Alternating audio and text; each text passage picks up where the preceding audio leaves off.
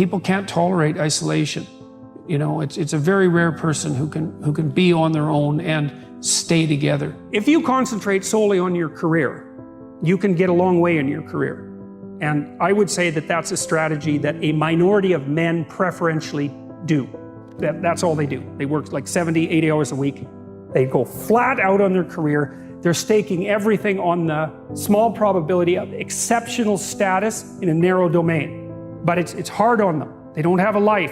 It's very difficult for them to have a family. They don't know how to take any leisure activity. Like, they get very one-dimensional. Now, it may be that that unidimensionality is the price you have to pay to be exceptional at one thing, right? Because if you're going to be something like a genius-level mathematician, and you want to do that, or a scientist, say, it's like you're in your lab all the time, you're working 70 hours a week or 80 hours a week, you're smart, you're dedicated, you're unidimensional, and that's how you get to beat all the other people who are doing that. It's the only way. But the problem is you don't get a life. Now, if you love being a scientist and you have that kind of focus of mind, well, first of all, you're a rare person, and second, you're going to pay for it. But fine, more power to you. Often, if you're speaking about having a healthy life, that isn't what you do.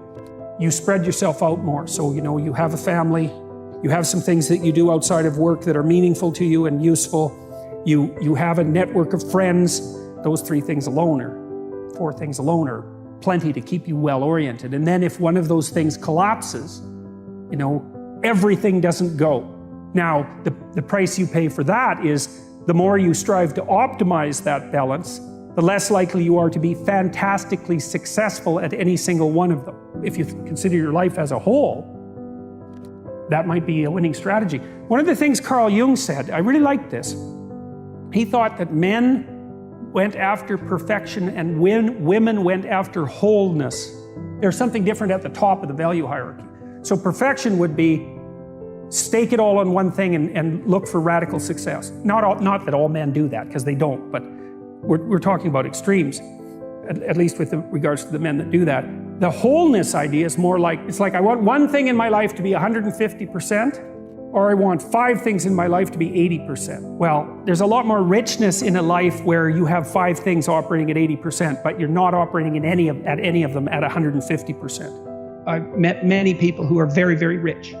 And you can look at their lives and they have these huge houses and material plenty, and they're shielded from many catastrophes that would hit someone without those resources harder. But their lives are still full of exactly the same troubles that characterize human life in general. And so you compare yourself on one dimension. You don't see, well, the person's worked 80 hours a week for 40 years and it's blown all his relationships out of the water. It's like, yes, he's rich, but he's also old now. You know, he's 60. And one of the best predictors of wealth is age. You know, really, do you want to be young and poor or old and rich? It's like, I'd pick young and poor, because you can't buy youth.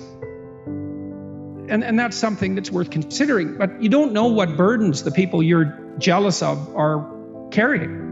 And if you're in an organization that only rewards the exercise of power, the probability that that organization is going to fail in totality is extraordinarily high, because it's a tyrannical organization. It'll lose touch with its customers. So the C-suite types, they're working nonstop. Corporate lawyers in New York, you know, they make $700 an hour, but they work all the time. And there are people who are suited for that. But it isn't obvious that that's for everyone, or that it should be, or that it's even desirable. Now, it's a temperamental issue to a large degree. You know, many of those people are hyper-conscientious. And so if they'll work, wherever you put them, what they would do is work. That's who they are. And it's biological as well. You know, you think that the people who run things are sitting at home smoking big cigars and like telling their minions what to do. It's like, that's like the 1920s millionaire that's on the cover of the Monopoly game. That's no sociological analysis.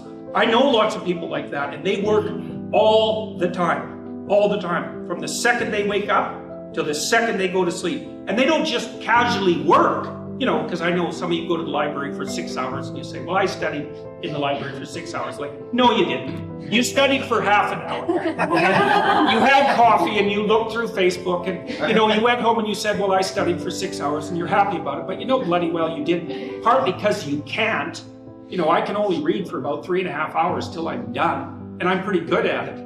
So these people who are running things, there's corrupt people, obviously, but the vast majority of them first are self-made and second, they're so bloody efficient and smart, you cannot believe it.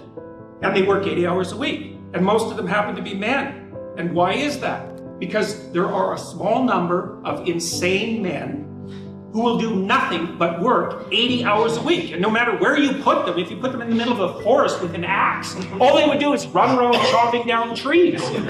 Well, you want to be an outstanding scientist. It's like, okay, really, that's what you want. Because that means that's what you do.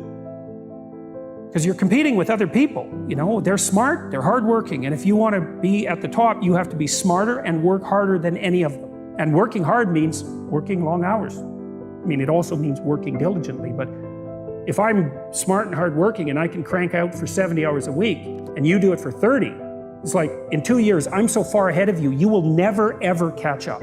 I've met lots of people who were suicidal because of that, but also unwilling to take care of themselves, you know, because they were so guilty about who they were and their mode of being in the world that they just felt that they weren't worth the damn trouble. There is a spark of divinity within us, and it is possible that the fact that you have that spark of divinity with you also means that you have the capability to withstand that terrible vulnerability.